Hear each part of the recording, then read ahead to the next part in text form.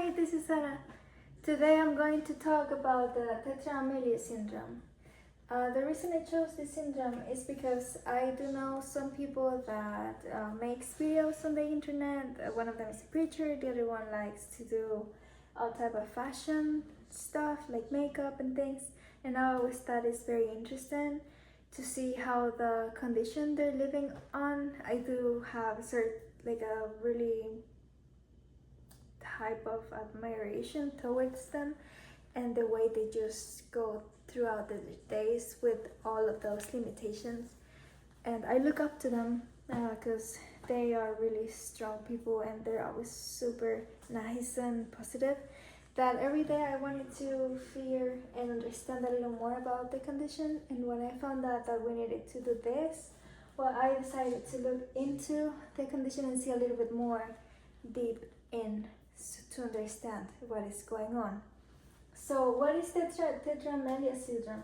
I made a little drawing right here that is basically representing a little baby when they're born missing the limbs. So this condition is not about missing one limb or two limbs, but all of them. That's why it's called Tetra, because it's Tetra-Amelia, because it's missing every single limb.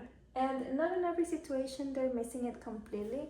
I have a picture of a little baby who is born also without the limbs, but as you can see it has like little stunts right here, and this is a very severe case of it because there's absolutely nothing, but there's other cases when they can have like at least a little foot or a little hand and still part of Tetra-Amelia because the whole limb is not developed fully.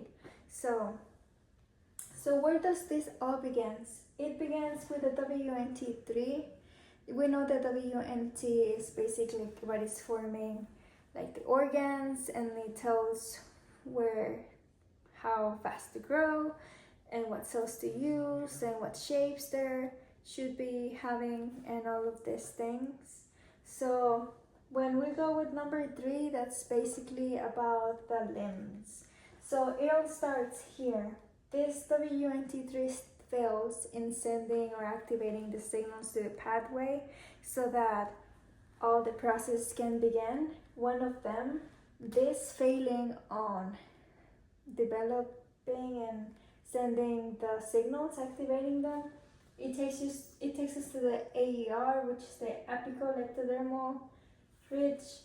That is basically that it tells it's what controls the growth of the limbs. So this is what actually makes the limbs grow and the bones on the limbs and the skin and the muscle, but because this is never activated, this never sends the signals to be activated, and in response this doesn't either, and that's what takes us to having a baby with no limbs, no arms, and actually sometimes because of the WNT is part of developing organs, then this takes us to the organogenesis, having issues there. Some of the organs are also not developed correctly. We're having issues with the malfunctions. We have the developed lungs, the heart failures. We have some ribs that are not being developed correctly. We also have the kidney defects and the digestive system problems. This not being only the issues, but also I made a little face right here, like the little mouth of the baby, because we can also have some issues on the face. The eyes can be wide, a little bit wider than they usually should be. And then we have the cleft lips with the cleft palate also being an issue with them.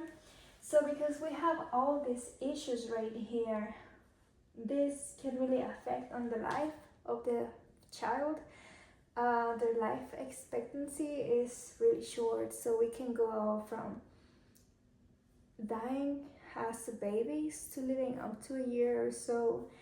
They don't live much longer because they're actively having problems with their liver, their hearts, their lungs, problems with breathing, always needing help with machines or other type of assistance to be able to do everyday and regular things.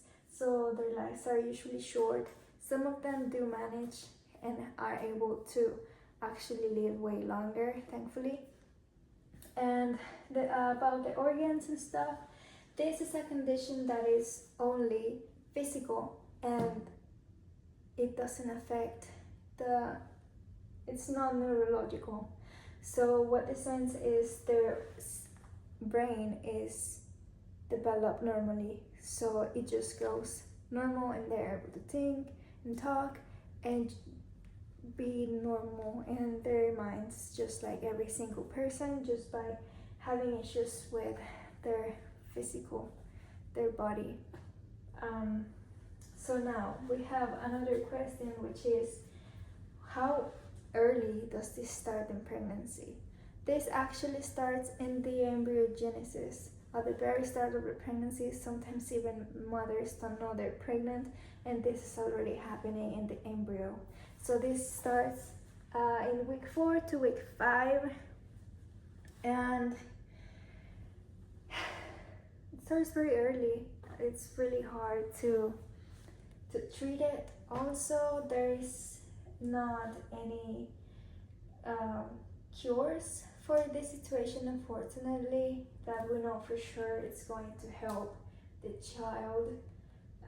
But this is basically some really important factors about the Tetra-Amelia syndrome. Yeah, thank you so much for your time, and I will show you where I found this information and a little close up to my board. So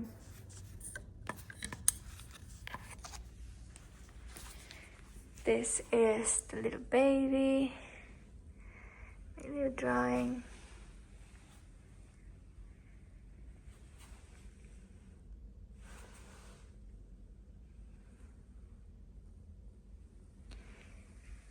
And here is. Okay, and this is all. Thank you. Bye.